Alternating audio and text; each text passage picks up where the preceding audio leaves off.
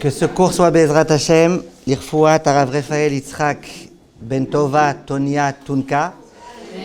C'est lui qui m'a donné 100 shekels, il m'a dit acheter pour un kibbutz pour les filles du cours. Donc Bezrat Hashem, que les brachot soient l'Irfouato. Demain, il a une opération à subir. Et Bezrat Hashem, que tout se passe pour le mieux. Raphaël Yitzhak, Ben Tova, Tonia, Tunka.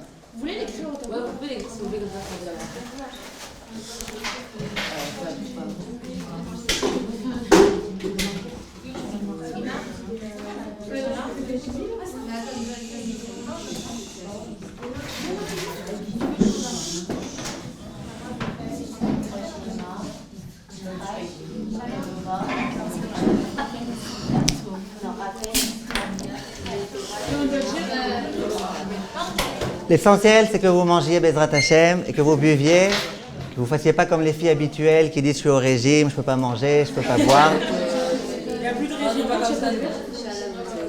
Il est écrit Mishenichnas Adar Marbim Besimcha. Dès lors que le mois de Hadar entre, on doit être Marbim Besimcha, on doit intensifier la joie. Je ne sais pas si c'est le mois de Hadar qui est rentré qui vous a mis dans cette joie ou les gâteaux qui sont rentrés qui vous ont mis dans cette joie. Mais quand je vais arriver avec les gâteaux, il y a une fille qui a montré les escaliers qui a dit Ya'alev et Yavo. Donc, Baruch Hashem, j'ai beaucoup apprécié quand je suis arrivé au tout début en faisant une feinte pour aller poser mon matériel, de vous entendre de bonne humeur, chanter Mishenichnas Adar. Un jour, vous m'expliquerez c'est quoi ce chant Miché. Il y a un truc bizarre dans ce chant. À mon avis, celui qui a composé ce chant, il devait bégayer. Miché. Tu veux bégayer, bégaye, mais pas dans ton chant. C'est comme une fois un ami m'a dit, moi j'ai une super chanson pour toi. Je dis vas-y. Il m'a dit, y a pas de papa, y a pas de papa, y a pas de papa, ta-na-na, y a pas de papa, y a pas. Je dis, où tu veux aller là? Pas de papa, y a pas de papa, y a pas de... Et à la fin, il finit, y a pas de parole dans cette chanson. Donc, celui qui bégaye, il bégaye, mais espérons qu'il y ait finalement quand même quelque chose dans ce chant. C'est comme un jour, il y a un monsieur, on lui demande, comment tu t'appelles? Il dit, je m'appelle Jacob. On lui dit quoi, tu bégayes? Il dit non, je bégaye pas. Il dit c'est quoi ce nom, Jacob? Il dit mon père il bégayait. Et l'espèce d'idiot de l'état civil, quand il a inscrit mon nom, il a écrit tel que mon père il a dit.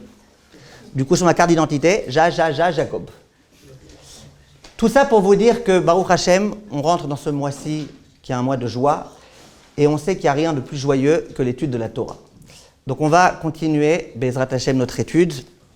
Et cette fois-ci, j'aimerais vous parler d'un sujet super intéressant, comme d'habitude, concernant la paracha de Mishpatim, de Trouma, la paracha de la semaine. La paracha, elle nous parle du Mishkan. Et j'aimerais qu'on réfléchisse un petit peu ensemble au sens du Mishkan. Et vous allez voir comment comprendre c'est quoi le Mishkan. C'est comprendre, Bezrat Hashem, comment réussir sa vie. Alors ça fait toujours un peu racoleur, genre la réussite, réussir dans sa vie. Mais vous allez voir qu'il y a une leçon très importante qu'on va essayer d'étudier aujourd'hui. La Torah nous dit dans la paracha, Veikrouli teruma, me'et kol ish asher idevenu libo. Ça veut dire quoi? Akadosh Baruch Hu, il s'adresse à Moshe Rabbeinu. Et il dit, il va falloir construire un mishkan. D'accord? Tabernacle. Et il dit, écoutez bien, les mots ils sont importants. Veikrouli teruma. Que les Juifs y donnent, pour moi, de l'argent. Le Mishkan, on ne va pas le construire avec de l'eau et de l'amour. Il faut bien le construire avec quelque chose. Avec quoi on va le construire? Il faut que les Juifs y donnent de l'argent. D'accord? Et il est écrit à ce moment-là, de qui on va prendre l'argent? Me'et kol ish asher idevenu libo. De toute personne qui est généreuse. Ça veut dire que tu ne vas pas accepter de l'argent de tout un chacun. S'il y a un pingre, un avare, qui veut donner de l'argent, n'accepte pas. De qui il faut que tu acceptes? Uniquement des gens qui sont généreux. Chachamim, ils insistent beaucoup, que c'est uniquement les gens généreux. Le Targum, au moment où il va traduire ce pasouk, il va dire c'est ceux qui veulent donner, et attention, aucune coercition. Pour celles qui n'ont pas encore fait le ulpan de français, coercition, ça veut dire ne les force pas avec la force, pas avec les coups. Oui? question. Plusieurs questions vont se poser ici. Mais avant toute chose, qui est-ce qui peut me dire, ça veut dire quoi, Veikrou li? Ils prendront pour moi. Ça veut dire quoi pour moi, Tsipora? Hein? Ça veut dire quoi pour moi? Ilana? C'est pas généreux, quoi, c'est égoïste. Non, Hachem, il dit qu'ils donnent, qu'ils prennent pour moi. C'est quoi pour moi? Hein? En mon honneur, très très bien. Qu'est-ce que Rachid dit sur place? Levana, qu'est-ce qu'il dit Rachid sur place? Vous avez manqué Levana. Qu'est-ce qu'il dit Rachid sur place? Veikrouli, c'est quoi Veikrouli? Rachid il dit Lishmi. C'est quoi Lishmi? C'est en mon nom. En hébreu on appelle ça les Shem Shamaim. Quand vous donnez l'argent, donnez pour moi. D'accord? 2 secondes après, le pasuk qui continue, et il dit Ve'asuli migdash, donc c'est plus Veikrouli Trouma, c'est Ve'asuli migdash, que le migdash soit fait pour moi. Qui est-ce qui va deviner? Qu'est-ce que Rachid dit? C'est quoi li? Chirel, c'est quoi li? Elle est où la Chirel d'ici? Elle n'est pas là aujourd'hui? Non, elle est en France. Ah, alors, sur l'aile gauche. Chirel sur l'aile gauche, c'est quoi Veikrouli? C'est quoi Ve'asuli migdash? Qui est-ce qui devine? Rachid dit li, lishmi. Dans 2 psukim, vraiment l'un la suite de l'autre, quasiment. Hachem il dit attention, li, pour moi. Et Rachid à chaque fois il dit attention, c'est quoi pour moi? C'est les Shem Shamaim. On voit qu'il y a une insistance particulière ici.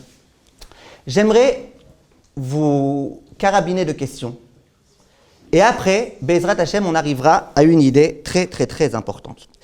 Tout d'abord, on voit qu'on a affaire ici à une mitzvah qui ne va pas être la mitzvah de tout juif.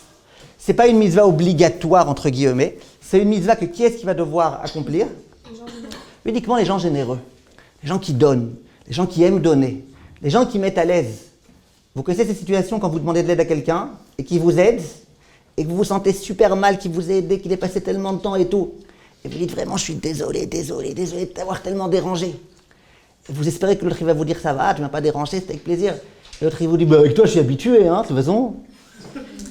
Pas très agréable. Ça, c'est pas quelqu'un de généreux. Quelqu'un de généreux, c'est quelqu'un qui fait et qui donne de tout son cœur. Un jour, il y a un homme qui sortait de Rami Lévi. Il était comme ça avec son caddie rempli de courses. Et quelle course!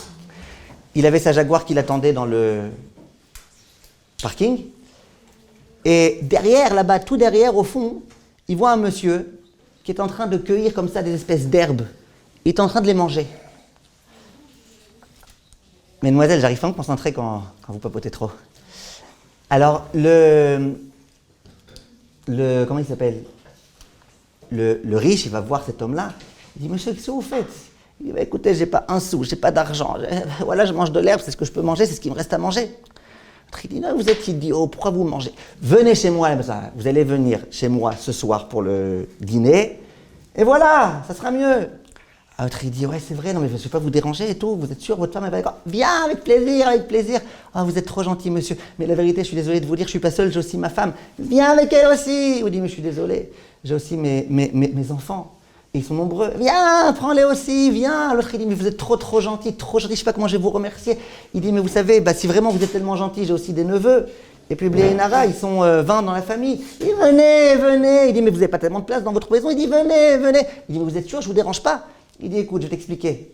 L'herbe dans mon jardin, elle est très longue. Donc, plus vous êtes à la manger, plus rapidement, elle sera tondue. Ça, c'est quelqu'un qui n'est pas généreux. C'est quelqu'un qui n'est pas généreux, c'est quelqu'un qui pense qu'à lui. Et ce quelqu'un, s'il compte donner de la trouma, on lui dira, tu donnes pas. Maintenant, je vais vous poser quelques questions. Première question, Léa. Première question, oui, vous. Première question, Léa. Pourquoi la Torah, elle demande nécessairement de faire cette mitzvah lishma? D'abord, que les mitzvot, elles doivent être faites lishma, je pense que c'est l'essentiel. Si tu fais une mitzvah, pas pour Hachem, mais pour... Alors pour qui tu fais? Une mitzvah sans lishma, je pense qu'on peut dire que c'est comme une tfila sans kavana. C'est comme un taboulé sans couscous. Et c'est comme une kaila sans huile. Et comme une Tunisienne sans ventre. Non, non. D'accord? Qu'est-ce que vous voulez? C'est. Parce que t'es pas tunisienne.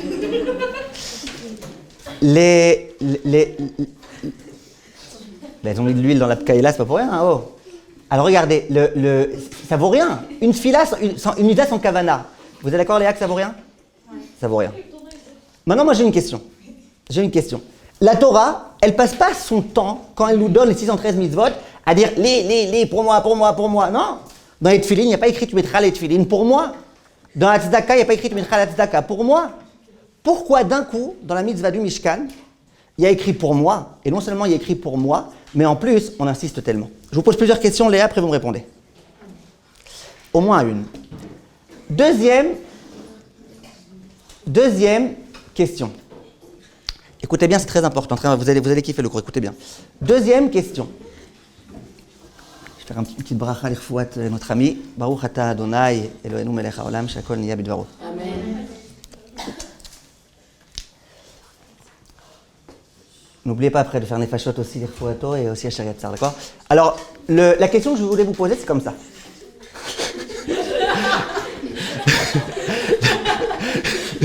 La question que je voulais vous poser... Non, la question que je voulais vous poser... Ça, c'est que Dina qui peut nous expliquer ces blagues. La question que... Alors, en Hadar, vous me mettez de bonne humeur, là. Ça, c'est que j'ai pas amené la vodka. Alors, regardez. La question que je vous pose, c'est la suivante. Lorsque on nous dit de faire cette mitzvah-là, on nous dit quoi? On nous dit, tu feras l'ishma, et juste après, qu'est-ce qu'on me répète? Tu referas l'ishma. Pourquoi t'as oublié? On t'a dit déjà, li, c'est l'ishma. Pourquoi Hachem, 2 fois, il te répète l'ishma? Peut-être qu'on a oublié. Bizarre, en général, on n'oublie pas ce genre de choses. Hachem, il a dit une fois, on ne se répète pas tellement. Donc, deuxième question, pourquoi on se répète tellement? Ok? Troisième question que j'aimerais vous poser. Dans les autres mitzvot, il n'y a pas écrit qu'il faut faire la mitzvah. J'espère que c'est pas Shirel. Non. Dans les autres mitzvot, il n'y a pas écrit qu'il faut faire l'ishma. N'est-ce pas? Dans les autres mitzvot, on ne te dit pas, regarde. Non, excusez-moi, dans les autres mitzvot, on ne dit pas, si tu veux, tu fais, si tu veux pas, tu fais pas. On ne dit pas, dans les mitzvot, c'est facultatif. C'est rare, les mitzvot facultatives. On te dit, tu fais, et voilà. Là, on te dit, écoute, si vraiment tu es généreux, donne pour le Mishkan. Et si tu n'es pas généreux, ne donne pas pour le Mishkan. C'est bizarre. N'est-ce pas? C'est comme si on te dit, quand tu vas au resto avec ta femme, si tu es généreux, tu payes, si tu n'es pas généreux, elle paye. C'est bizarre. On te dit, tu fais la mitzvah d'attendre entre la viande et le lait. Combien de temps faut attendre? 6 heures. Il y en a une, elle me dit, mais moi j'ai très faim. Ben, attends 3 heures. Non, mais j'ai encore plus faim, très faim. Ben, mange parvé. N'est-ce pas? Mange parvé. Pas obligé de manger khalavi. La Torah, elle te dit pas, non, ben c'est bon, alors tant pis, t'as qu'à attendre une demi-heure, un quart d'heure, brosse-toi bien les dents, et puis... Exactement, exactement, c'est 1 heure. Là, je rentre pas dans cette halakha là maintenant, c'est pas mon sujet maintenant. Beikaron, c'est ou 1 heure ou 6 heures, mais je rentre pas dans ça. Maintenant, vous comprenez ce que je veux dire? La halakha, elle dit pas tu fais ce que tu veux. Elle dit tu fais, puis voilà. À toi de te plier aux règles de la halakha. Et là, on voit que non. La halakha dit tu fais ce que tu veux. Tu veux donner, tu donnes. Trop dur pour toi, ne donne pas. Pourquoi? Comment ça se fait? Qu'est-ce qui se cache ici dans cette mitzvah-là? Alors, Bechavod Léa, dites-moi ce que vous en pensez. Léa.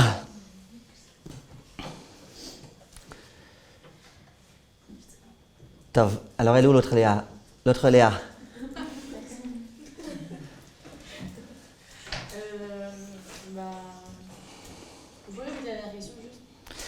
La dernière, c'était pourquoi? Laissez-moi me rappeler.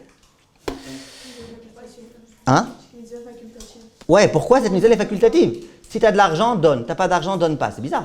Parce que c'est venir de nous-mêmes, c'est naturel. Vous répondez à la dernière ou à toutes? En général. En général, d'accord? C'est censé venir de nous-mêmes. Mais comme toutes les mitzvot, non? Que celle-là? Pourquoi pas les autres mitzvot? Pourquoi les tefilines, ça ne doit pas venir de toi-même? Ou la tarat et mishpacha, ça ne doit pas venir de toi-même? Pourquoi forcément ces mitzvot-là? C'est comme du vol. Hein? C'est comme du vol si tu ne donnes pas à l'autre. Ah, si Moshe Rabbeinu, il encaisse de l'argent sans leur acceptation totale, c'est un peu du vol. Ok, j'entends ce que vous dites. À part ça, que vous dites, Shirel, Shaili. Si le Mishkan c'est la Shrina et que du coup en donnant volontairement on fait descendre, enfin ça veut aussi dire qu'on fait venir Hachem nous-mêmes dans notre vie. Du coup en donnant volontairement ça revient à la même chose. Enfin on peut pas forcer. Il y a fait mot. C'est exactement ce qu'on va essayer de dire de Hachem. Kol hakavod, je pense que vous pouvez l'applaudir, Shaili. La semaine dernière, elle avait trouvé une réponse, c'était trop facile, c'était avec le tableau là, mais cette fois-ci, elle a donné une bonne réponse. Écoutez bien. On va essayer, Bezrat Hashem, d'expliquer un yesod. Écoutez bien, c'est très, très, très, très intéressant ce yesod-là. Il y a des mitzvot. Il y a des mitzvot qui sont des mitzvot pour lesquels on essaye d'obliger les gens à les accomplir. Il y a des mitzvot dans lesquels on va essayer d'insister beaucoup. Fais la mitzvah, accomplis la mitzvah. Tu veux pas, on va te convaincre, on va te parler. On va tout faire pour que tu accomplisses la mitzvah. Vous suivez? Il y a des mitzvot dans lesquels on va tout faire pour que tu accomplisses la mitzvah. Il y a des mitzvot où on va même te menacer. On va dire, si tu n'accomplis pas la mitzvah, voilà ce qui va t'arriver. Il y a même des mitzvot, il y a écrit dans la Gemara, il y a certaines mitzvot dans lesquelles à l'époque du Beit Din, on disait à la personne, tu fais la mitzvah, sinon on te frappe. Et on devait le frapper jusqu'à ce qu'il dise, ça y est, c'est bon, je veux. Je veux. Avec toute la question, mais il ne veut pas vraiment. Il veut parce qu'il préfère ça que recevoir les coups. Mais il y a un concept dans la Torah, dans la Halacha, qui s'appelle menacer, qui s'appelle forcer la personne. Dans cette mitzvah, rien. On te dit sans aucune coercition. Non seulement il faut donner de façon généreuse, mais en plus ne force pas. Alors pourquoi il ne faut pas forcer? Juste, avant d'arriver à ce qu'elle a dit, Shaili, j'insiste encore un tout petit peu sur la question. Il est écrit dans Chazal que la tzedaka, c'est une mitzvah, je vous lis les termes de la Gemara, tzedaka mishtalemet ela lefi achesed sheba. Ça veut dire, la mitzvah de tzedaka, elle ne va pas dépendre simplement de mon action en tant que donateur, elle va aussi dépendre de celui qui reçoit. Ça veut dire, je vous explique rapidement, si moi je donne avec une super intention, les Shem Shamaïm et compagnie, et que je donne à un pauvre qui est sur le point de mourir de faim, et grâce à moi il ne va pas mourir de faim, alors ça c'est le top du top de la tzedaka. Moi, j'ai donné la tzedaka avec une pureté d'intention extraordinaire. Le pauvre, il a été sauvé grâce à ma tzedaka. C'est génial. Vous êtes d'accord avec moi? Maintenant, il y a un degré qui est le plus pourri de tous, ou à la rigueur, presque tu n'as pas de mitzvah quand tu fais ça. C'est quand toi, tu donnes avec aucune intention, l'intention que tout le monde dise que tu es beau, tu es un beau gosse, tu es riche, tu as beaucoup d'argent, et que le pauvre auquel tu donnes, en fait, il n'est pas pauvre. Il y a des gens comme ça, des imposteurs, ils ne sont pas pauvres. Oui? Donc là, toi, tu n'as pas donné, en quelque sorte. C'est-à-dire que tu as donné, mais pas GG. Tu n'as pas donné tellement. Et lui, il n'a pas reçu puisqu'il n'avait pas besoin de recevoir. Et il y a des choses intermédiaires. Si tu ne donnes pas les Shem Shamaïm, mais que c'est un bon pauvre, alors au moins, qu'est-ce que tu as fait? Tu as donné. Si tu as fait les Shem Shamaïm, mais que ce n'est pas un bon pauvre, au moins, tu as fait les Shem Shamaïm, tu as fait quelque chose. Oui? Donc, il y a un concept comme ça, et le Rav Loupian, il insiste beaucoup sur ça, sur le fait que dans la tzedaka, il y a les deux. Ça veut dire que même si, par erreur, la personne qui t'a demandé, qui t'a sollicité n'était pas pauvre, si toi tu as fait Shem Shamaïm, tu auras un salaire. Et dans le sens inverse aussi, même si tu n'as pas fait Shem Shamaïm, si celui qui a reçu c'était un pauvre qui avait vraiment besoin, tu lui as sauvé la vie, eh bien, tu auras un salaire. Ça, c'est un concept de halacha et de hashkafa. Au passage, et j'aimerais vous dire, c'est très très important de savoir ce point-là, au passage, c'est pas pour rien que quand on donne la tzedaka, je ne parle pas des 50 centimes que vous donnez ici ou là. Je parle de quand on vient vraiment donner la tzedaka. On vient vraiment donner son maaser. On a des sommes à donner, des sommes importantes, des sommes desquelles on veut s'acquitter quand on donne le maaser. Pourquoi on demande de vérifier? De vérifier c'est qui le pauvre? Est-ce que des gens le connaissent? Est-ce qu'il a une amlatza, une lettre de recommandation de quelqu'un? Pourquoi tout ça? Parce que c'est dommage. Toi, tu as envie de donner ton argent. Tu essayes de le donner le plus de Shem Shamaïm possible. Mais si ça arrive entre les mains de quelqu'un qui n'est pas pauvre, c'est dommage. C'est toi le pauvre. Donc, c'est dommage. Donc, qu'est-ce qu'on fait? On vérifie. Maintenant, on essaye de vérifier un petit peu. Maintenant, juste, je vous en supplie, ne faites pas les lourds de lourds de lourds. Il y a des gens, je vous assure, ça c'est des gens... Le pauvre, il arrive. Le monsieur, il dit, ah, faites voir, vous avez un petit papier. Il prend le papier. Sa femme, elle dit, mais non, c'est à l'envers. Commence à lire. Amène-moi mes lunettes, s'il te plaît. Elle va lui chercher ses lunettes. Et il regarde. Ah, Davidovitch, ça veut dire quoi ça?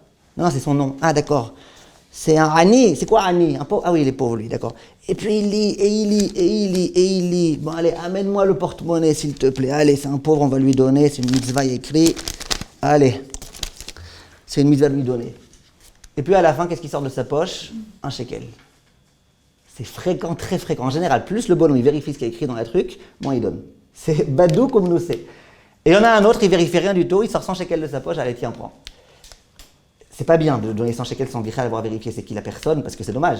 Peut-être la personne, c'est pas une personne qui doit vraiment recevoir. Mais ce qui est sûr, c'est que de vérifier pendant 3 quarts d'heure pour finalement donner un shekel. Comment on appelle ce genre de personne? Hein? Ça commence par un L. Presque. Ça finit par un R. Leicester. Une personne, Leicester, de Leicester, le pauvre, ouais, lourd c'est mieux. Le pauvre, le pauvre, il se sent qu'on s'est moqué de lui. Mais en tout cas, il y a un concept comme ça. J'en reviens avec ma question, écoutez bien. Hein. Si la tzedaka pour le Mishkan, c'est quelque chose de bien, hein. Oui? Alors pourquoi j'ai mis dit l'ishmi? Faites ça Shem Shamaim. Même si tu n'as pas fait Shem Shamaim. C'est pas si grave que ça, on a dit. La tzedaka, même si tu ne fais pas Shem Shamaim. Si c'est pour la bonne cause, eh bien c'est bien. Donc c'est bien. Myriam, c'est bien, non? Tu donnes pour le Mishkan, tu ne donnes pas pour rien du tout, tu donnes pour le Mishkan. Qu'est-ce qui se passe ici? Qu'est-ce qui se cache? Pourquoi on nous demande de faire tellement attention à ça? Alors, je vais vous dire, Be'ezrat Hashem, encore une autre question. Je vous ai dit qu'aujourd'hui, je vous bombarde de questions. Et après, Be'ezrat Hashem, on avance. Dans le passouk, il y a un truc bizarre. Il y a écrit Veikru li teruma. Tal, c'est quoi de bizarre dans Veikru li teruma? Qu'est-ce qu'il y a de bizarre? La phrase. J'imagine bien que c'est pas autre chose que la phrase. Non, mais après, au lieu de dire écroulis, on va dire Vishnouli. Oh, Sophia, elle pose une bonne question. Oui? Non, vous avez raison que c'est la phrase. Mais elle a un tout petit peu expliqué elle a un petit peu rajouté ce que vous n'avez pas dit. Parce que moi, je la comprends. Bravo à Tal et à Sophia. Le principe, Dorian, écoutez bien, il y a écrit Veikrouli. C'est quoi Veikrouli en français? Ils prendront pour moi. Imaginez, je viens vous demander de la tzedaka pour une cause précise, et j'y allais les filles, prenez. Ravod, prenez. N'importe quelle personne qui sait parler la France, elle sait que quand on dit donner, on dit donner, on ne dit pas prendre. Là, on demande aux gens de donner. Ok? Donc quand on sait parler la France, on sait que les si n'aiment pas les ré. On sait que Méo est donc ornicar. C'est encore valable ça? Moi, à mon époque, c'était Méo et donc ornicar. J'espère qu'ils l'ont retrouvé depuis. Ils l'ont toujours pas retrouvé? Non. Ils n'ont pas retrouvé ornicar. Bon, ça leur a pris du temps. Vous savez, quand on retrouve un squelette dans une armoire, vous savez c'est quoi? Quand on trouve un squelette dans une armoire, Salva, quand on trouve un squelette dans une armoire, ça veut dire quoi? Quelqu'un qui a trop joué à cache-cache. Quelqu'un qui a gagné à cache-cache, très bien. Razak. Alors,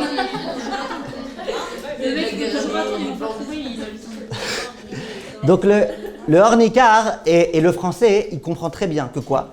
Que quand tu veux dire donner, tu dis donner. Prendre, et c'est complètement l'inverse. Prendre et donner, c'est complètement l'inverse. N'est-ce pas? Prendre, c'est prendre. Comment on dit prendre en hébreu? La kachat. Ouais. Et comment on dit donner? La tête. C'est pour ça que j'ai jamais compris l'expression prendre la tête. Prendre, c'est la kachat. La tête, c'est donner. C'est deux inverses. C'est pour ça que ça fait mal à la tête, d'accord. Donc en tout cas, le principe, j'espère que vous avez suivi le principe, c'est ça l'essentiel. Alors maintenant j'aimerais vous répondre à toutes ces questions-là. Comme Shaili, elle l'a fait de façon extra, je vais essayer de le dire pas moins bien qu'elle, j'aurai du mal, mais juste un peu plus longuement qu'elle, parce qu'il faut un peu remplir quand même la petite demi-heure qui nous reste. Il est écrit dans le Sefer Achinour. Le Sefer Achinour, c'est un livre qui explique le sens des mitzvot. Il explique le sens de chaque mitzvah. Et à chaque fois, c'est facile pour lui d'expliquer. Les tfilin, le talit, le titi, tout, c'est très facile. D'un coup, il arrive dans Parashat Teruma. À quoi? À quelle mitzvah? Odélia, à quelle mitzvah il arrive dans Parashat Teruma? Du Mishkan. Mitzvah du Mishkan. Ça, c'est ce qu'elle a dit. Tzedaka, Mishkan, c'est à peu près la même chose. Hein.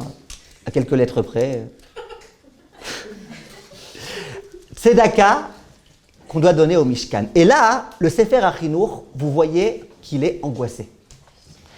Sur une vingtaine de lignes, il met des gants, comme on dit en français, il s'excuse. Il dit, je m'excuse, je vais devoir parler maintenant de concepts tellement élevés, d'une demeure pour Akadosh Baruch Hu. Vous savez c'est quoi? Vous savez c'est quoi le Mishkan? Que la Shrina, la présence divine, va se trouver dans une demeure que l'être humain y construit. Eh bien, le Sefer HaChinour, il est angoissé. Et quand vous lisez ces lignes, c'est vraiment pathétique. Vous avez l'impression que c'est le Kohen Gadol qui va rentrer le jour de Yom Kippour, l'Ifnaï Velifnim. Vous avez l'impression que c'est la synagogue dans laquelle le Shaliach Tzibour est en train de se balancer avant Kol Nidre. Silence solennel. Il sait qu'il a la responsabilité qui est sur son dos. Et là, pareil, tu vois le Sefer HaChinour, qui est un champion de l'explication des mitzvot. C'était, j'allais dire, son boulot. Grand rave, un grand sage. Et là, d'un coup, il a peur. Mais pourquoi c'est pas étonnant qu'il ait peur? Parce que Moshe Rabbeinu aussi, le Midrash dit, qu'au moment où Akadosh Baruch Hu lui a dit « Tu vas construire un Mishkan », Moshe Rabbeinu, il a eu peur. Et pourquoi il a eu peur? Il dit « Je ne peux pas comprendre c'est quoi. Qu'est-ce que tu racontes, Hachem? Toi qui es tellement grand, tellement gigantesque, on va construire, nous les êtres humains, les petits, les minuscules, une petite demeure, et toi tu vas rentrer dans cette demeure. Je ne comprends pas. Hachem, je ne comprends pas là. Je te dis franchement, je ne comprends pas. » Donc si Moshe Rabbeinu, il n'a pas compris, on peut comprendre et qu'il a eu peur, on peut comprendre que le Sefer HaChinour, à son tour, il a eu peur, et on peut comprendre que nous aussi, on ne pourra jamais comprendre jusqu'au bout c'est quoi exactement le sens de ce Mishkan. Mais moi, ce qui va m'intéresser, ce n'est pas de vous faire peur, c'est d'arriver à la conclusion.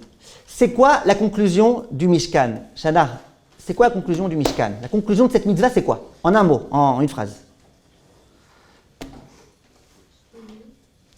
Qui peut me dire c'est quoi la conclusion de cette mitzvah? Anaël? C'est Anaël, vous? C'est pas Anaël? Ah, je vais me rappeler. Ah, Emma.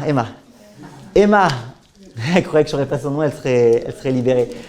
Emma, c'est quoi la conclusion de cette mitzvah?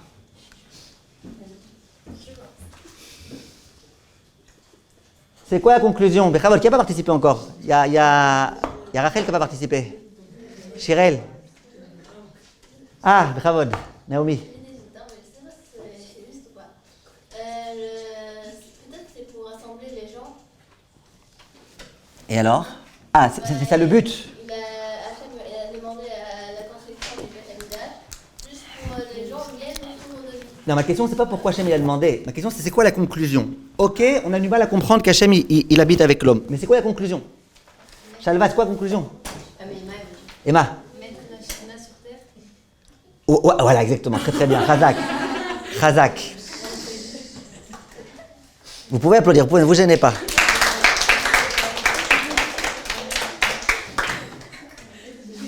Elle Emma, votre réponse. Écoutez, il est écrit de façon très claire que c'est quoi la conclusion, Emma, de cette histoire-là? C'est que Akadosh Baruch Hu, le grand, suprême, gigantesque Akadosh Baruch Hu, qu'est-ce qu'il fait? Il se trouve sur terre. Il accepte de venir sur terre. Il accepte de se rabaisser et de venir et de siéger parmi nous. C'est ça la conclusion. Pourquoi? Comment ça se fait? Comment Hachem il a accepté? On va essayer un tout petit peu de comprendre. Mais c'est ça la conclusion. Qu'Hachem, dans sa grande humilité, il a accepté de venir et de se trouver parmi l'être humain. Et ça, c'est quelque chose de très grand. Maintenant, question. Comment on a mérité ça? Comment ça se fait? Comment on a mérité ça? Vient le Midrash, je vous demande d'écouter s'il vous plaît, le Midrash il dit comme ça. Veikrouli teruma. Ça veut dire quoi Veikrouli teruma? Vous suivez? Hada ou dirtiv ki lekartov natati lachem torati al ta'azovu. À propos de la mitzvah du Mishkan, on peut citer le pasuk où Hachem il dit je vous ai donné ma Torah, ne l'abandonnez pas. Dit le Midrash, ça veut dire quoi? Je vous dis dans les mots, c'est trop beau. Yeshlecha mekar shemi shemecharo nimkar aimo. Est-ce que tu as déjà vu un mekar? Un objet qui a été vendu, ou quoi? Ou celui qui vend l'objet, il se vend lui-même avec l'objet. Vous avez déjà vu un truc comme ça? Quand tu offres un cadeau à quelqu'un, tu t'offres avec le cadeau? Tu t'offres pas. Le monsieur, là, il vous a offert des gâteaux, il ne s'est pas offert lui-même avec vous. N'est-ce pas?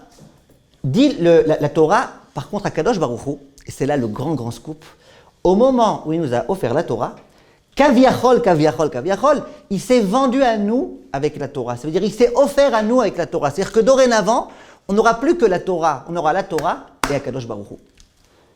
Il raconte une histoire, le Midrash. Le Midrash dit c'était l'histoire d'un roi qui avait une fille unique. Et évidemment, vous vous doutez bien qu'il l'aimait beaucoup. Et elle a voulu se marier, cette fille. Et Baruch Hashem, elle a trouvé un très bon khatan pour se marier.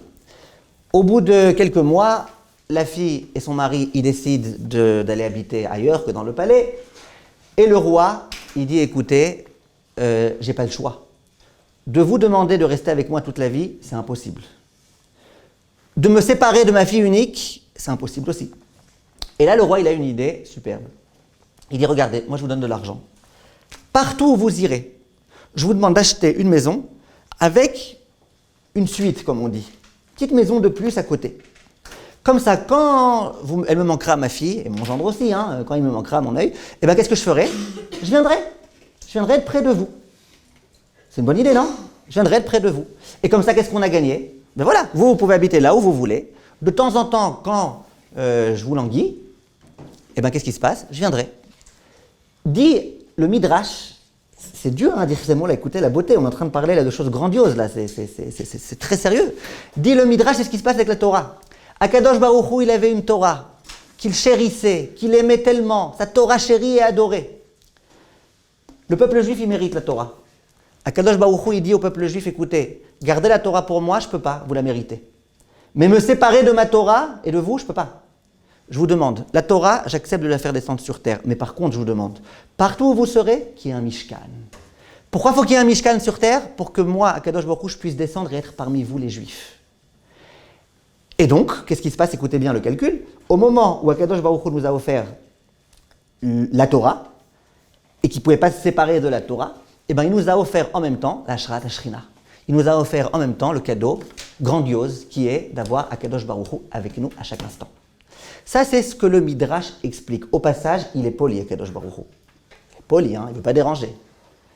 Il y a un couple qui est venu me voir la semaine dernière, et la femme, elle me dit, mon mari, voilà, je lui ai parlé, je lui ai dit des choses, et il ne voulait pas me répondre. Oh, moi, j'aime pas quand je parle à mon mari qui ne me répond pas. Je lui ai dit, qu'est-ce que tu lui as dit qu'il n'a pas répondu? Ils étaient les deux devant moi. Elle dit non, et elle m'explique. Elle me dit, écoute, voilà, il utilise trop de serviettes, tous les jours il change ses serviettes, tous les jours, et il change son pyjama tous les 2 jours, il utilise trop. Et après elle me dit, voilà, moi ma mère elle m'a dit, écoute, ton mari, il utilise trop de serviettes. Alors lui il est hyper énervé. Sa belle-mère, maintenant elle va lui dire combien lui doit utiliser de serviettes. Après elle veut le rassurer, elle me dit, ouais, bon, mais elle m'a dit, ma mère, c'est pas trop grave, c'est le CDR, faut pas te faire la guerre pour ça. Maintenant je lui ai dit, mais ton mari, il t'a pas répondu. Mais c'est un tzaddik gamour, c'est pas un Marocain. Mais sinon, il t'aurait tué. Il t'aurait fait une maroquinerie, il t'aurait esquinté la tête. Mais ta mère. Mais écoute, ta mère.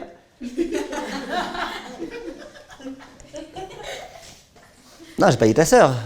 J'ai dit ta mère. Maintenant, là, Akadosh Baruch Hu, il fait pas ça. Akadosh Baruch Hu, il fait pas comment on dit l'intrusion, comment on dit comment on dit en français quand on se rentre chez quelqu'un? L'incruste, voilà. Hachem, il ne fait pas l'incruste. Hachem, il ne dit pas, moi, je vais être avec vous. Hachem, il est gentil avec nous. Il dit, regardez, je ne peux pas vous empêcher. Donc, vous suivez? Ça, c'est l'histoire de la Torah. Maintenant, j'en arrive tout de suite, très rapidement, à ce qu'elle a dit, Shaili. Et après, on va expliquer ça. Non, ce n'est pas exactement ce qu'elle a dit, Shaili, ça, mais on va arriver après à ce qu'elle a dit, Shaili. Déjà, on peut déjà répondre à une des questions. Quelle question? Est-ce que vous êtes d'accord, et ça sera le sujet d'un cours à part, Bezrat Hashem, peut-être à Shavuot, on fera ce cours si je fais la veille avec vous comme d'habitude. C'est quoi la Torah? La Torah, vous êtes d'accord qu'elle a été donnée sans coercition? Oui? Vous êtes d'accord que la Torah, elle a été donnée sans obligation? Vous vous rappelez? Hashem, il a certes mis la montagne sur la tête, d'accord? Mais il n'a pas obligé le peuple juif. Qu'est-ce qu'il y a pour rigoler? Il n'a pas obligé, n'est-ce pas? Shirel, il a obligé Hachem? Alors vous posez une question, vous dites si à la montagne c'est obligé, on reparlera de ça à Shavuot Blinéder. Mais en tout cas, Hachem il n'a pas obligé. La Torah elle a été donnée de plein gré, d'ailleurs il a été voir d'autres nations. Les autres nations elles ont refusé. Donc la Torah elle a été donnée de plein gré. Maintenant écoutez bien le calcul mathématique. Grâce à quoi on a le Mishkan?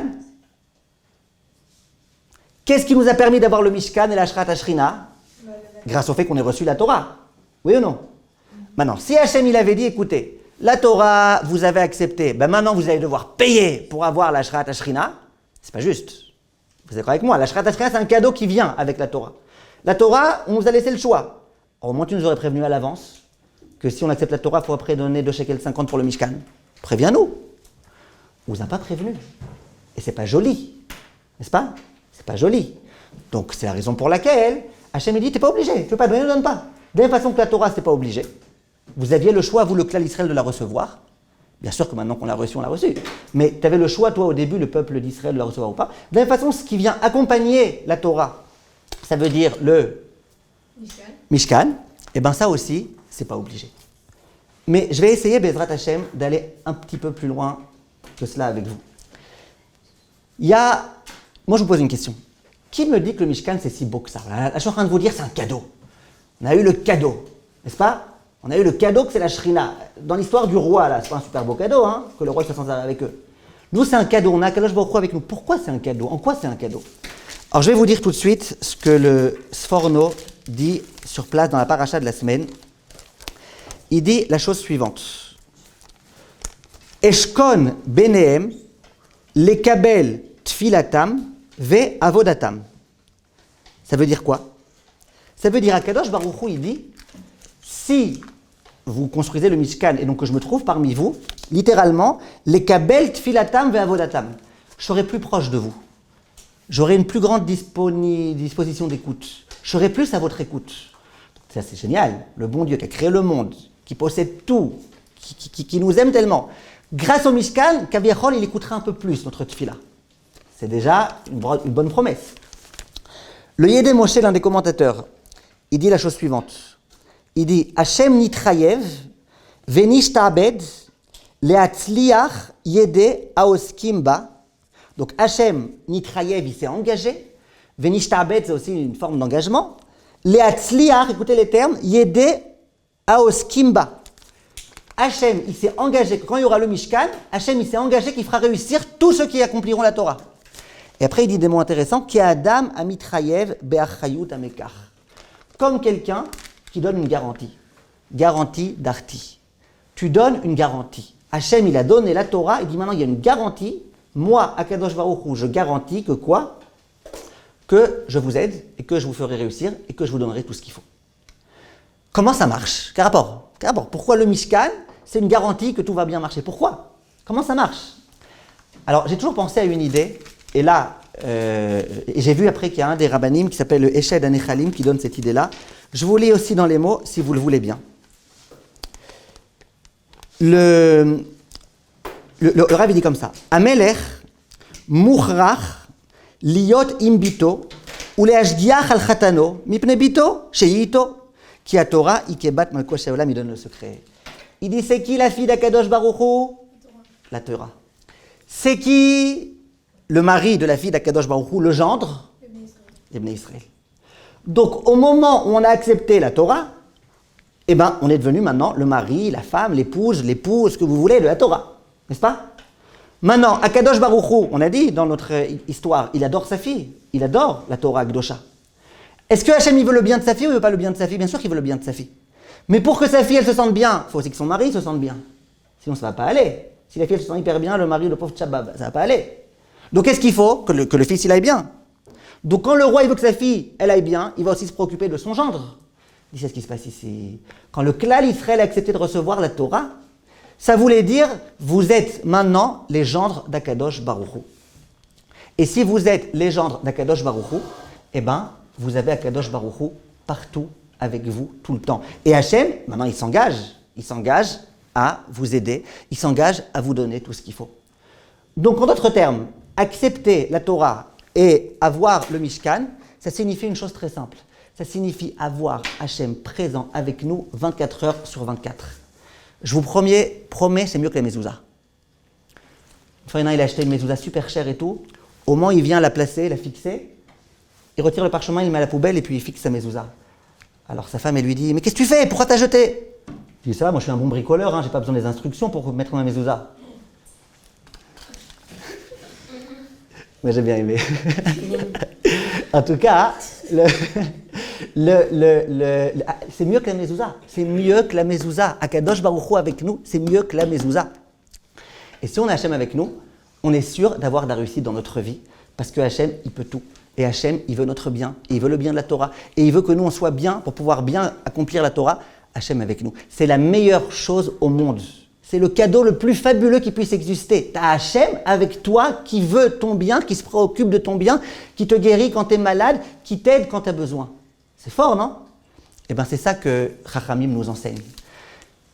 Et ça veut dire aussi que même quand on rencontre des difficultés dans notre vie, parce qu'on en rencontre malheureusement, eh bien, il faut comprendre que Akadosh Baruch Hu, il est avec nous. Et Hachem, il fait ça pour notre bien. Et il n'y a pas de difficulté qu'Hachem il envoie, qui n'est pas une difficulté qui était faite et qui était voulue et qui était pour nous. Un jour, il y a un homme qui est sur le point de mourir. Il s'adresse à sa femme et il lui dit, il la regarde droit dans les yeux comme ça, il lui dit, chérie, il lui dit oui. Il dit, tu te rappelles, il y a 45 ans, quand je suis tombé gravement malade et tu étais à mes côtés. Il lui dit, mais oui, bien sûr je me rappelle, chérie. Vous la connaissez cette histoire? Non? Il dit, tu te rappelles, il y a 15 ans, notre fils, il a fait un grave accident de moto. Et toi, tu étais là pour m'aider. Tu étais à mes côtés. Alors, elle dit, mais bien sûr, mon chéri. Il dit, tu te rappelles, il y a 10 ans, quand j'ai fait faillite. Tu te rappelles, tu étais là à mes côtés. Il dit, mais bien sûr, chéri. Et puis, il continue comme ça à mentionner. À la fin, il la regarde droit dans les yeux. Il lui dit, ma chérie, quand je te regarde, tu sais à quoi je pense? Alors elle est toute heureuse, là, enfin, la grande déclaration d'amour avant sa mort. Elle dit, quoi, mon chéri? Elle dit, tu crois pas que tu m'amènes la poisse? Vous la connaissiez? Non, à votre rire, je vois que vous la connaissiez, parce que si vous la connaissiez pas, vous n'auriez pas ri. Du tout. Du tout. L'histoire, on a maintenant Hachem avec nous. Il n'y a pas de poisse. Quand il y a Hachem avec nous, il n'y a plus de poisse. C'est fini, il n'y a plus de poisse. Hachem avec nous, on ne peut que réussir. Il n'y a plus de poisse.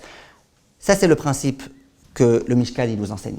Alors, si on a bien compris ça, maintenant, Bezrat Hachem, on va pouvoir encore un petit peu avancer et on va arriver à la réponse de Shaili que vous attendez avec impatience.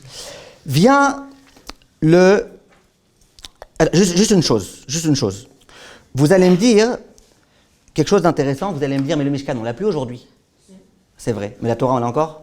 Baruch Hashem. Donc si on a encore la Torah, on a encore la Shrat Ashrina avec nous. Au passage, la Torah, elle dit, j'espère qu'à la fin du cours, il restera encore au moins une personne, sinon je m'en vais. Il y a la Torah, elle dit, non, moi toujours quand je donne cours, je demande qu'il y ait au moins 10 personnes. Quand ça me dit, il y en a 9 qui s'endorment, au moins il y en a un qui est là pour m'écouter. La Torah, elle dit que Veshachanti betocham, ça veut dire quoi? La Gemara, elle dit, betor kol echad ve'echad. N'est-ce pas, Sophia? Betor kol echad ve'echad. Ça veut dire que Akadosh Baruch Hu, il n'est pas présent que dans le Mishkan. Il est présent dans l'intérieur de chaque juif. Donc, il n'y a plus de Mishkan, il y a encore le Mishkan. Hachem, il est encore présent avec nous. Alors maintenant, écoutez bien le raisonnement. Écoutez bien, c'est important. Est-ce que vous êtes d'accord? Peut-être vous le savez déjà, sinon ça sera le scoop d'aujourd'hui. Il y a des choses qui empêchent la Shrina de venir. Ça veut dire, en principe, on a reçu la Torah, on a la Shrina qui vient avec nous, qui nous accompagne, qui nous gâte, qui nous chouchoute, qui fait tout ce qu'on a dit là. N'est-ce pas? Est-ce qu'il n'y a pas par hasard des choses qui chassent Kaviachol, la Ashraat Ashrina, qui enlèvent la Shrina, qui font que la Shrina, elle n'est pas là? Eh bien, il y a des choses. Qui est-ce qui sait c'est quoi? La colère, c'est Kilo Oved Avodah Zara, mais il y a des choses encore pires. La chose la pire qui retire la Shrina, il y a écrit, c'est la Gasout Arouach. Littéralement, l'orgueilleux. Et la Gemara, elle dit explicitement, celui qui est orgueilleux, Akadosh Baruch Hu, il dit, En ani vehu icholim ladur bikfifa achat. Lui et moi, on ne peut pas se trouver dans la même cage. Je ne peux pas. Avec un type comme ça, je ne peux pas être. Comme ça, Akadosh Baruch Hu, il dit à cet homme-là. Je ne peux pas être avec toi. Donc, c'est vrai que c'est tout beau, là, ce qu'on est en train de dire, c'est génial. Et c'est génial ce qu'on vient de dire maintenant. Hachem, il est avec nous, il nous aide, il est dans nos affaires, il est dans nos trucs. Mais il y a une chose qui chasse Akadosh Baruch Hu. Une chose en particulier, c'est de ça dont je parle aujourd'hui. C'est quoi? L'orgueil. Celui qui a Gasout Arouach, Hachem, il dit, écoute, c'est toi et pas moi. Moi, j'ai d'autres endroits où aller, je ne serai pas avec toi. Ça, c'est le principe. Donc ça, ce n'est pas une invention, c'est le principe. Maintenant, écoutez bien le calcul mathématique. Celui qui... Je vous pose la question franchement. Imaginez que je vienne vous voir, là, vous toutes, et je vous dise, regardez, vous donnez 5 shekels, et vous avez Akadosh Baruch Hu qui vous fait tout réussir. Est-ce qu'il y en a une d'entre vous qui va dire on ne peut pas donner que 4? J'espère pas, n'est-ce pas? On va leur donner plus. Hein? Même plus, voilà, mais en tout cas pas moins. Imaginez qu'une personne me dise oh, 5 shekels, oh là là. Bon, c'est vrai qu'il y a Hachem qui va être avec moi, bah, 5 shekels. Qu'est-ce que vous allez vous dire de cette personne-là? Qu'elle est orgueilleuse. Pourquoi elle est orgueilleuse? Parce qu'elle pense qu'elle peut s'en sortir sans Hachem. Parce que si elle savait qu'elle a besoin d'Hachem pour tout, elle dirait mais c'est génial, moi même 10 000 shekels, même 10 000 euros, même 100 000 euros, même tout ce qu'il faut. Si la personne elle dit moi, c'est trop pour moi 10 shekels pour avoir Hachem présent avec moi, ça veut dire que lui il pense pouvoir s'en sortir sans Hachem. Il n'y a pas de plus il n'y a pas de plus orgueilleux que ça. Donc celui-là, il n'aura pas le mérite d'avoir la Shrat Ashrina, n'est-ce pas? Viens, maintenant je peux le dire vraiment, viens Shaili, et elle dit, tu ne vas pas demander à un juif de donner de l'argent pour le Mishkan, alors que le but du Mishkan c'est d'avoir Hachem présent parmi nous, et ce juif-là il n'aura pas le droit à Hachem présent avec lui. C'est pas logique, c'est pas gentil. Vous êtes d'accord avec moi? Tu vas lui demander de donner, alors que lui ne pourra pas profiter de ça, c'est pas gentil. Donc Hachem il dit, écoutez bien, moi je vous donne une possibilité, une occasion rarissime. Vous allez mériter maintenant d'être marié avec ma fille qui est la Torah. Génial, gigantesque, il n'y a rien de plus beau que ça. Hachem il dit maintenant regardez, je vous promets, je n'oblige pas. Celui qui veut, il donne. Celui qui ne veut pas, il ne donne pas. Et bien qu'est-ce qui va se passer? C'est très simple. Tous ceux qui vont donner, c'est des gens qui ont un minimum de modestie, de reconnaître et de comprendre qu'ils ont besoin d'Hachem dans leur vie. Et eux, ils auront le droit à la Shrat Ashrina, ils auront le droit, donc vous donnez, vous gagnez. Par contre, ceux qui ne veulent pas donner, c'est vrai qu'on pourrait les forcer, on pourrait leur donner des coups, on pourrait les menacer, on pourrait faire plein de choses. Mais ça sert à quoi? Ça sert à rien. Ils vont donner pour ne pas avoir le droit, c'est pas gentil. Donc eux, on dit, écoute, tu veux pas donner, ne donne pas. De toute façon, si tu donnes, tu n'auras pas le droit à la Shrat Ashrina. Un orgueilleux comme toi, on va te donner des coups, on va te menacer, tu vas donner, mais la Shrat Ashrina, elle ne sera pas là. Donc ça ne nous sert strictement à rien. Donc cet homme-là, on lui dit, eh ben, c'est pas la peine de donner. Ça, c'est le principe que Chachamim nous ont enseigné. Si c'est comme ça, on peut comprendre quelque chose de très important. Déjà, on a répondu à plusieurs questions. On a répondu à la question, pourquoi cette mitzvah-là, elle ne doit être accomplie que par les personnes généreuses. Tu veux pas être généreux? C'est même pas vraiment être généreux, hein, c'est faire un petit calcul sympathique rapide. Tu veux pas être généreux? Ne donne pas. On a compris pourquoi? Bien fait. Est-ce qu'on a compris pourquoi, Sophia, on a dit veikru et pas veitnu? Qui au passage, ça aussi on a dû vous le dire ce matin, j'imagine, que veitnu, quoi oui, que veitnu. Quand on donne, on reçoit toujours. Non, n'importe quoi. Non, excusez-moi, c'est venatenu, venatenu. Venatenu, vous pouvez le lire aussi à l'envers. Venatenu, venatenu. D'accord? Ça veut dire que quand tu donnes, tu reçois. Est-ce que vous pouvez me répondre à la question de Sophia? Pourquoi il écrit vous donnerez? Vous prendrez? Au lieu de dire vous donnerez? Parce que dans cette mitzvah-là, très bien, dans cette mitzvah-là, quand tu donnes, en fait tu donnes pas, tu prends. Oui ou non? D'accord que tu prends? Tu prends, tu t'investis 10 shekels, tu as le droit à Kosh Baruch Hu dans toutes tes affaires, toute ta vie, c'est trop beau. Donc là, quand tu prends, quand tu donnes, tu prends. C'est pour ça qu'on nous a donné ce terme en tant que veikru. En fait, c'est pas vraiment que vous donnez les pauvres malheureux. Non, vous prenez, vous gagnez dans cette histoire-là. C'est vous les entiers bénéficiaires. Mais ce qu'on n'a pas répondu, c'est la question de l'ishmi. Pourquoi Hachem il a besoin d'insister 2 fois en l'espace de 2 psukim? Les enfants, cette mitzvah, faites-la l'ishma. Les enfants, faites-la l'ishma. Mais bien sûr qu'on va la faire l'ishma. Pourquoi on va la faire? Réponse, Rechavot, qu'est-ce qui va m'aider? Réponse, attends, il y a Dorian qui n'a pas participé. Réponse Dorian. Réponse Myriam. C'est parce que du coup, en fait, c'est pour nous expliquer que vraiment c'est une mitzvah qui est faite pour nous. Ça veut dire qu'il faut faire pour nous. Enfin, il faut vraiment le faire l'ishma parce que c'est une question de générosité, donc il faut vraiment mettre son cœur. Et il faut le faire pour nous parce que ça fait descendre Hachem et c'est quand on y croit vraiment qu'on nous laisse. Mais pourquoi on a besoin de dire ici, en cette mitzvah, plus que dans les tefilin, plus que dans toutes les autres du monde, fais-le l'ishma, fais-le, pas pour toi, fais-le pour Hachem. Pourquoi? Parce qu'il y a 2 connotations. Il y a le côté, il faut le faire entièrement donc le sens simple. Donc il faut vraiment le faire en étant généreux. Et le côté, il faut le faire pour toi parce que finalement, c'est toi qui vas mériter tout ça à la fin. Oui, mais moi je vous demande pourquoi on insiste dans cette mitzvah particulièrement de faire l'ishma. C'est ça que j'ai pas réussi à comprendre de votre réponse. Il n'y a plus rien à faire avec moi, je suis un cas perdu. Elle fait genre... Tant pis, j'aurais pas le mérite. Qu'est-ce que vous dites? Qui n'a pas participé? Qui n'a pas participé? Tzipora, je ne vous ai pas beaucoup entendu aujourd'hui. Pourquoi on nous dit l'ishma? L'ishma, Dina, elle a rien dit Dina aujourd'hui. On se rappelle que c'est pour Hachem qu'on fait ça. Et pourquoi on pourrait penser l'inverse? Bah, Qui est-ce qui a la réponse, Dina? Eh bien, la réponse, non, je n'attendrai pas à Shaili la réponse parce que je sais qu'elle la connaît, je vais la donner moi-même. La réponse, écoutez bien. Cette mitzvah-là,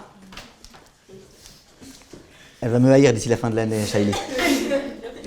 Cette mitzvah-là, et vous suivez ou pas?